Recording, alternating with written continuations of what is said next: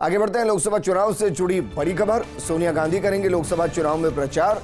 राजस्थान के दौरे पर भी सोनिया गांधी आ सकती है। जो तारीख अभी तक प्रस्तावित है वो तारीख है 6 अप्रैल, यानी कि 6 अप्रैल को सोनिया गांधी का राजस्थान या कहीं कि जयपुर का दौरा प्रस्तावित है। जयपुर या उसके आसपास के जिले में सोनिया गांधी की सभा प्रस्तावित है। दौरे के मद्देनजर कांग्रेस के शीर्ष नेतृत्व की वॉर रूम में आज बैठक है। इस दौरान अशोक गहलोत, प्रभारी सुखजिंदर सिंह रंधावा, पीसीसी चीफ गोविंद सिंह डोटासरा समेत प्रमुख नेता बैठक में मौजूद रहेंगे। जयपुर के जनप्रतिनिधियों और नेताओं को बैठक में बुलाया गया है ताकि आगे की रणनीति पर काम किया जा सके। और सोनिया गांधी क्योंकि लोकसभा का चुनाव इस बार नहीं लड़ रही हैं, उनको राजस्थान से राज्यसभा भेजा गया है। ऐसे में यह भी एक रणनीति का हिस्सा हो सकता है कि सोनिया गांधी देश भर में कांग्रेस के लिए प्रचार करें, क्योंकि ये सच है कि राहुल गांधी से ज्यादा कांग्रेस के अंदर अगर किसी नाम की स्वीकार्यता है तो वो आज भी सोनिया गांधी है। वहीं बीजेपी ने नियुक्त किए प्रदेश चुनाव प्रभारी और सह प्रभारी। लोकसभा चुनाव को लेकर नियुक्त किए गए चुनाव प्रभारी और सह प्रभारी। इस दौरान कैप्टन अभिमन्यु को असम का चुनाव प्रभारी बनाया गया। नितिन नवीन को छत्तीसगढ़ का चुनाव प्रभारी नियुक्त किया गया। ओपी धनखड़ को दिल्ली का चुनाव प्रभारी नियुक्त किया गया। वहीं डॉक्टर अलका सिंह गुर्जर को दिल्ली का सह प्रभारी बनाया गया है। पहली खबर थी कि हो सकता है कि उन्हें लोकसभा का चुनाव राजस्थान से लड़ाया जाए, लेकिन ऐसा हुआ नहीं। अब उनको एक जिम्मेदारी दी गई है, उनको दिल्ली का सह प्रभारी लगाया गया। वहीं दिनेश शर्मा को महाराष्ट्र का चुनाव प्रभारी बनाया गया। इसके अलावा निर्मल सुराना, जयभान सिंह पवैया को महाराष्ट्र का सह प्रभारी लगाया गया है। अविनाश राय खन्ना को त्रिपुरा का चुनाव प्रभारी लगाया गया।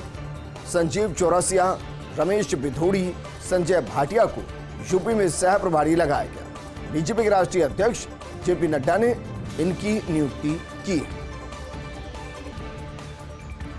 वहीं अरुणाचल प्रदेश में बीजेपी के लिए खुशखबरी है। सीएम पेमा खांडू समेत 5 उम्मीदवारों की जीत लगभग पक्की है। बुधवार को नामांकन की आखिरी तारीख थी, लेकिन उनकी विधानसभा सीटों से अन्य उम्मीदवार ने नामांकन ही दाखिल नहीं किया। अरुणाचल में 19 अप्रैल को 60 विधानसभा सीटों पर चुनाव होने हैं। नामांकन पत्रों की आज जांच की जाएगी। उम्मीदवार 30 मार्च तक अपना नामांकन वापस ले सकते हैं, लेकिन कमाल की बात यह है कि जब किसी और ने नामांकन भरा ही नहीं तो निर्विरोध निर्वाचन होगा, यानी कि चुनाव की जरूरत इन सीटों पर नहीं पड़ेगी। वहीं पनीरसेल्वम को चुनौती देंगे 5 पनीरसेल्वम। तमिलनाडु के रामनाथपुरम में अनूठा संयोग देखने को मिल रहा है। इस सीट पर एक ही नाम के 5 प्रत्याशियों ने दाखिल किए हैं नामांकन। पूर्व सीएम ओ पनीरसेल्वम रामनाथपुरम से स्वतंत्र उम्मीदवार हैं। उनके बाद इसी नाम के 4 और प्रत्याशियों ने नामांकन भर दिया है। पनीरसेल्वम जो चुनाव चिन्ह मांग रहे उसको लेकर भी खींचतान है।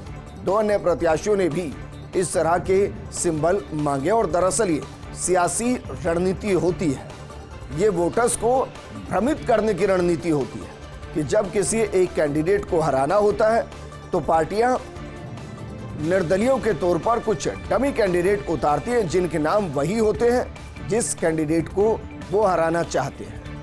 हालांकि सबको चुनाव लड़ने का अधिकार है और इसलिए ये नहीं कहा जा सकता कि जिनको इस तरीके से उतारा जाता है वो जीत नहीं सकते, लेकिन उनका मकसद दरअसल मुख्य तौर पर यह होता है कि जो जीत रहे हैं उनके वोटों को डिवाइड किया जाए।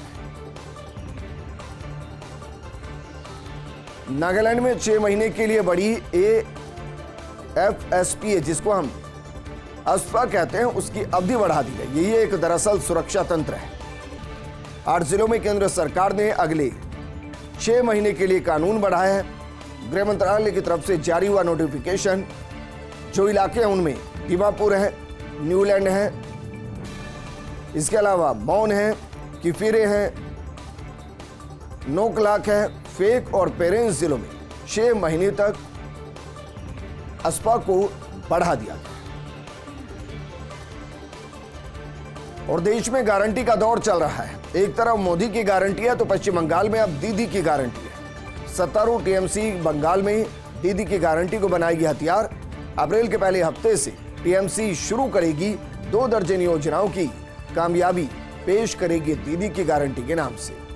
ममता सरकार के एक मंत्री ने इसकी पुष्टि की। वहीं ममता की इस गारंटी पर बीजेपी ने उठाए सवाल, कहा कि दीदी किस आधार पर गारंटी दे रही है, लेकिन गारंटी का दौर चल रहा है। पश्चिम बंगाल में हो सकता है कि चुनाव मोदी की गारंटी बनाम दीदी की गारंटी के बीच में नजर आए। तमिलनाडु के सांसद का दिल का दौरा पड़ने से निधन। ईरोड से लोकसभा सांसद ए गणेश मूर्ति का निधन हो गया है। दरअसल ये कहानी बहुत अलग है, क्योंकि उनको टिकट नहीं दिया गया था और टिकट न मिलने पर 2 दिन पहले ही उन्होंने खुदकुशी की कोशिश की थी। दरअसल उन्होंने जहर खा लिया था। एमडीएमके से टिकट न मिलने पर जहर खाकर जान देने की कोशिश की थी और जहर के सेवन के बाद से उनका अस्पताल में इलाज चल रहा था। और कमाल की बात यह कि 2019 चुनाव में गणेश मूर्ति ने 2 लाख से ज्यादा वोटों से जीत दर्ज की थी, लेकिन इस बार उनके टिकट को काट दिया गया और टिकट काटने के बाद उन्होंने पहले जहर खाया, जहर से बचा लिया गया तो अफसोस दिल का दौरा पड़ने से उनकी जान चली गई।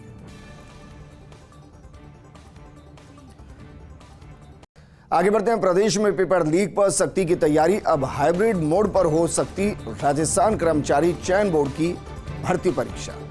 चयन बोर्ड ने नए सिस्टम को लागू करने की कवायद प्रारंभ की है।